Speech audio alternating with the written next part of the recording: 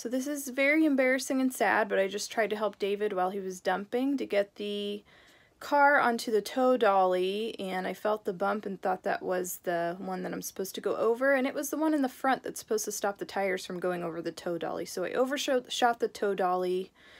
We called roadside assistance. I've messed up twice this week with the cars. I put the keys on the front car seat and shut the door, and the car locked itself like it sometimes does. This has happened to us before, so we should have known better with the car locking itself. We've never overshot the tow dolly before because this was my first time trying to help. So we've had a really crazy couple of weeks here with the RV, and I'll tell you guys about all of that later. But for now, we're waiting for the tow truck to come. Meanwhile, we're in one of the 2 dumps, luckily, this campground has. But it's checkout time, and there's like 5 RVs waiting in line, and they're all stopping and asking us what's going on as we wait for the tow truck. So we're more than ready for the tow truck to get here. I feel horrible. David's, you know, not real happy with me, but he's being nice anyway. This is the 2nd time this week we've had to call the roadside assistance on our insurance to come help us out, so that's not good, but we're happy we have that, and I hope the tow truck gets here soon. There's the line out there. There's a few RVs out there, and hopefully, let's see, there's 1, 2, 3, 4, about 4 RVs all waiting for one dump. There's the tow truck. I will go get them.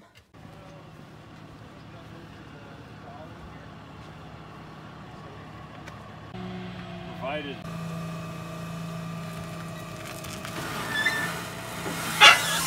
It's pulling the one wheel over. Straighten it up. Yeah, you're good. Okay, you're okay. What? You gotta put yourself back on it, or?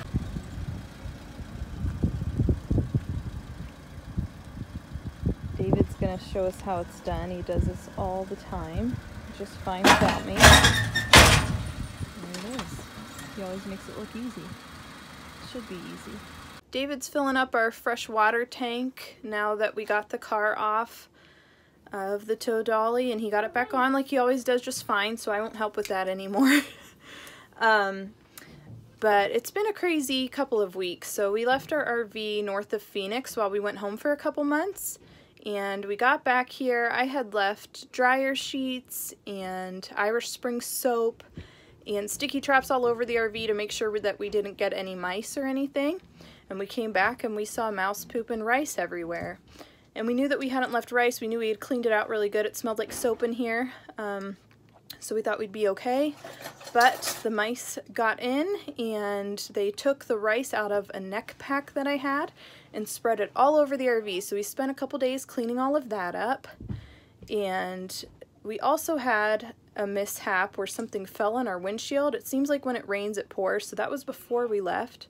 So we got our windshield replaced. Insurance covered most of that, but they left the tape on, and they said since we were moving it the same day that it was installed that it was okay to leave the tape on. We would just have to use Goo Gone when we got back.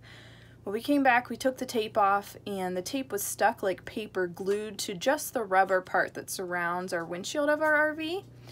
So we tried everything. We tried Goo Gone lots of times. We tried Goo Gone and covering it with plastic wrap, and it still would not come off. So we ended up spending 4 hours scraping it. We tried scrapers, we tried blow dryers, we tried everything. We ended up scraping it with our fingernails, rubber in our fingernails. We had called the company.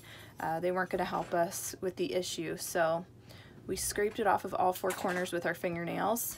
Spent a couple days cleaning up after the mice.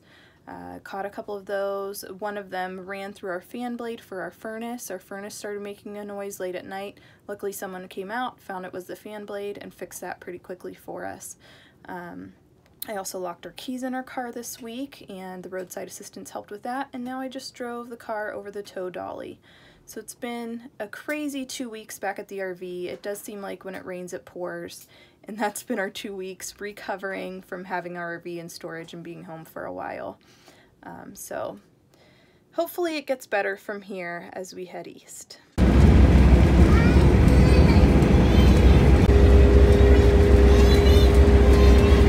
We made it here to St. Clair Winery in New Mexico. It was a 3.5-hour drive today, but we stopped at Walmart on the way and got some groceries, so the kids are getting ready to walk in there.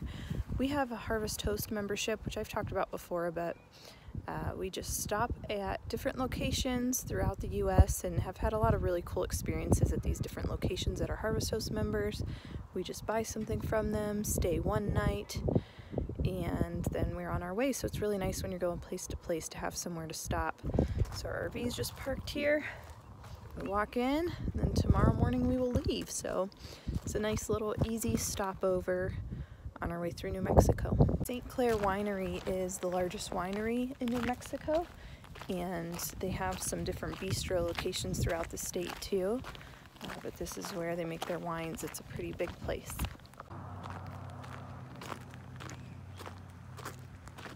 Push the best behavior button. Push it. They said kids are welcome in here, but they need to be on best behavior.